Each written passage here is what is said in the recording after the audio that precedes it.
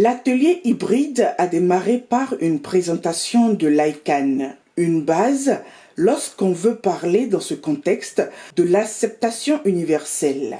ICANN, que nous lisons en français la Société pour l'attribution des noms de domaine et des numéros sur Internet, est une organisation qui rassemble les participants du monde entier et cette organisation œuvre pour la préservation de la sécurité, la stabilité et l'interopérabilité de l'Internet.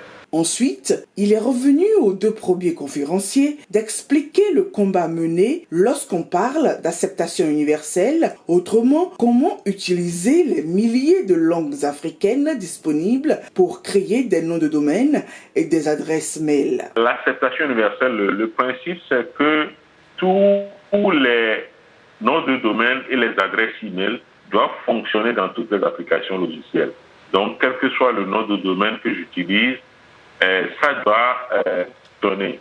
Il n'est pas normal que ce soit seulement des gens qui parlent français, anglais, espagnol et que c'est encore qui aient droit à utiliser des noms de domaine Internet, qui aient droit à pouvoir s'échanger des emails avec les adresses quelque chose, arobase, quelque chose d'autre.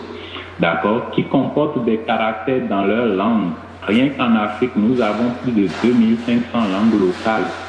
Et ces langues locales n'utilisent pas seulement l'alphabet que nous utilisons en français.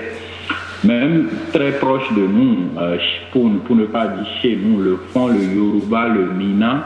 Je ne sais pas si dans l'audience, il y en a qui savent écrire en fond, écrire en Yoruba. Vous allez remarquer qu'il y a des lettres, des caractères qu'on ne retrouve pas dans l'alphabet français. Comment est-ce qu'on fait pour que toutes ces personnes-là puissent également avoir leur propre nom de domaine et puissent écrire leur adresse email avec ces caractères que nous, on traduirait de bizarre, on qualifierait de bizarre, mais qui ne sont pas bizarres. Internet utilisé par tous signifie aussi Internet utilisé dans toutes les langues. Dans le cadre de cet atelier, un test a été réalisé pour constater les efforts à faire pour atteindre l'acceptation universelle.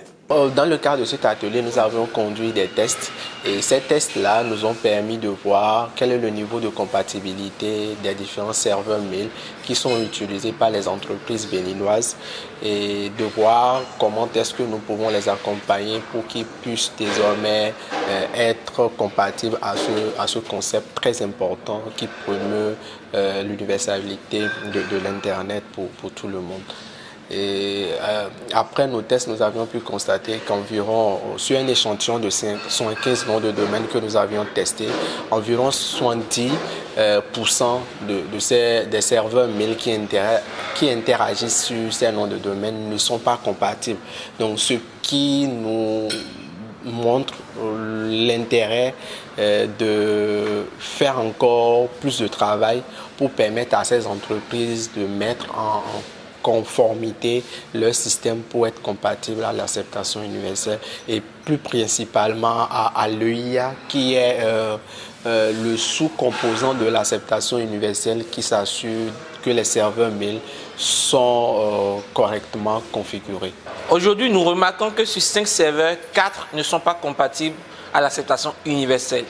Donc il revient pour des questions de sécurité, pour des questions de conformité, que ces entreprises qui sont derrière ces serveurs puissent rapidement se mettre au pas et pouvoir ainsi donc prétendre être accessibles à tout le monde, à tous les fournisseurs, à toutes les parties prenantes de peu partout dans le monde entier, quelle que soit la langue, quel que soit le caractère qui sera employé pour dialoguer. L'atelier sur l'acceptation universelle des noms de domaine et des adresses électroniques a pour but d'informer et de sensibiliser les acteurs qui manipulent les différents systèmes d'information afin qu'ils se mettent au pas et mieux servir leurs clients.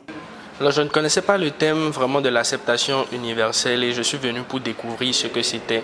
Et je suis content que ce sujet-là soit abordé, qu'aujourd'hui Internet évolue dans ce sens-là. Parce que tout le monde a droit à Internet et qui qu'on soit, quelle que soit la langue qu'on parle et quelles que soient nos origines, nous avons le droit d'avoir accès à Internet de la même manière que les autres, sans avoir une grande restriction. Et l'acceptation universelle aujourd'hui résout ce problème-là. Et je suis très content en fait d'avoir appris ça aujourd'hui. Alors, ITNM a voulu s'associer à cette activité parce que nous sommes un bureau d'enregistrement de nom de domaine. Donc tout ce qui touche particulièrement au nom de domaine nous touche également.